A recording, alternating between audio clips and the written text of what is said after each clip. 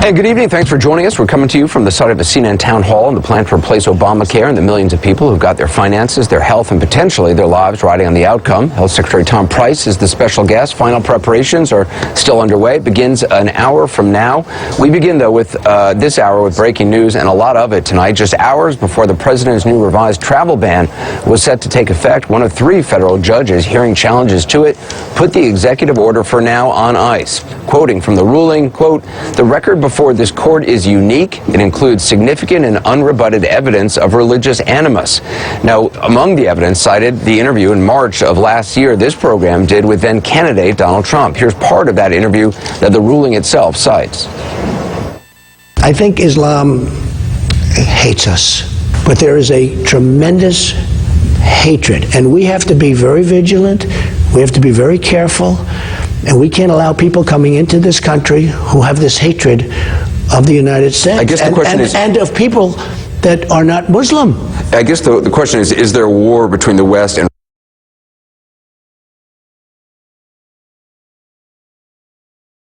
or is there war between the West and Islam? It's radical, but it's very hard to define. It's very hard to separate because you don't know who's who.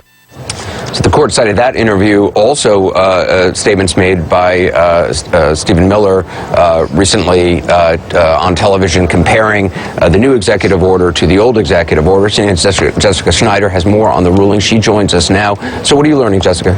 Well, Anderson, we know that this is once again a temporary restraining order, putting that halt to the second incarnation of the travel ban. It was, of course, supposed to go into effect in just about 4 hours, 12:01 a.m. This is the exact same recourse that we saw back on February 3rd, that time from a Seattle federal judge. This means the travel ban, it will not take effect. But, you know, interesting, Anderson, you touched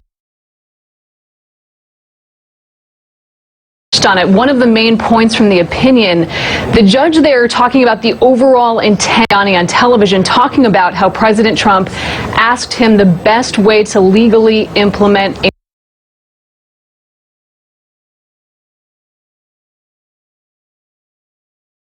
Muslim ban. In fact, at one point, the judge in this case, Derek Watson, he really mocks the Trump administration for saying that this isn't religiously motivated because, as he pointed out, the 6 countries that were included on this list in this 90-day ban, he said they have a Muslim population in the high 90%. So I'll read you some of the language, very strong, that the judge points out here. He says, "The illogic of the government's contentions is palpable. The notion that one can demonstrate animus toward any group of people only by targeting all of them at once is fundamentally flawed." He continues to say the court declines to relegate its Establishment Clause analysis to a purely mathematical exercise. So a lot of strong language in this opinion, Anderson, but at the end of the day, this temporary restraining order in place, this travel ban will be blocked for now. We're waiting for next steps. We should, and just including next steps. I mean, this is out of Hawaii, but also Washington State judges looking at this as well as elsewhere. Yeah, there have been a lot of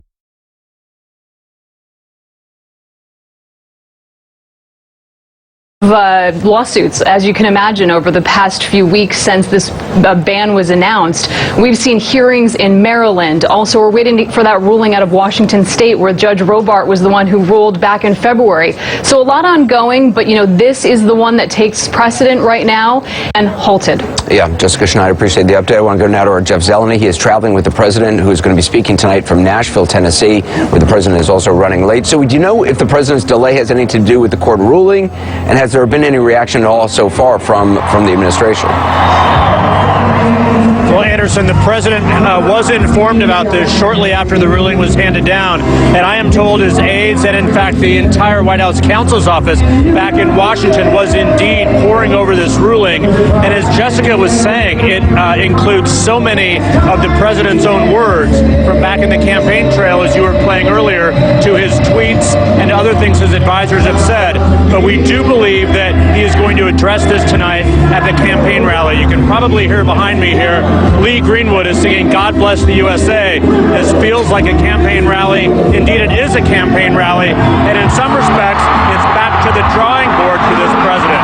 This is one of the major campaign pledges that he made about the travel ban. And and this is now going to start over from the scratch. I'm going to turn around now, Anderson. You can see the president entering this arena right now. He's entering to Lee Greenwood singing God Bless the USA. You can be sure he will talk about this as soon as this song ends, Anderson. This changes the moment of this rally. It certainly heightens the urgency for what the president must do now for one of his key campaign pledges. Anderson? Any idea what could be next from the White House? And I mean, another rewrite of this executive order? Or, you know, the President Trump had said, I'll see you in court after the judge ruled the last time around. Could they take this all the way? Anderson, we do not know. I'm sorry, I couldn't quite hear that. It's very loud in here. We do not know here, but I'll just turn this back over to you as we watch Donald Trump here now take the stage. Anderson? All right, Jeff Zanolini, thanks very much. We're going to monitor what the president says. If, in fact, he does talk about this, we'll bring you his comments. Joining us right now is CNN legal analyst Paul Callan, former Trump senior communications advisor Jason Miller. He's currently a CNN political commentator. Joining us now by phone, also Harvard University law professor Alan Dershowitz. Also on the phone, his former student, CNN senior legal analyst Jeffrey Toobin. Professor Dershowitz, let me start with you. What do you make of the Hawaii judge's ruling here? Well, I've read it, and it raises a fundamental constitutional issue of first impression that will get to the Supreme Court and will lead to a major decision, and that is, can you take statements made during a political campaign and use them as a way of striking down a facially constitutional executive order? That would be a case of first impression, and it could go either way. There is a Supreme Court decision in a case down here in Florida involving a Hialeah religion in which the court did look at statements made by members of the city council while they were serving in office. But here you have a judge who is finding statements made during a campaign. If you can take those statements into account, Trump loses because the statements are devastating. But if the court rules that you can't take those statements into account and you have to look only at the text of the order, then Trump wins, because the court is dead wrong when it says it's unconstitutional if it includes 6 countries, all of which are 90% Muslim. That's perfectly constitutional, because that's what Obama did. So what the court basically ruled is, if Obama does it, it's constitutional. But if Trump does it, it's unconstitutional because of what Trump said during the campaign. That is a fascinating constitutional issue. Jeff, I want to get your reaction to both what the professor said, but also first to the ruling. Well, I'm surprised. I thought the changes in the executive order would be enough to make a court uphold it. I think Alan is exactly right that it is unusual, it is unprecedented in my experience to take campaign statements from a president into consideration in evaluating the constitutionality of an executive order. I think I think, frankly, it's going to be vulnerable on appeal. This decision, but you know, the sheer number of times Donald Trump said on AC 360 in speech.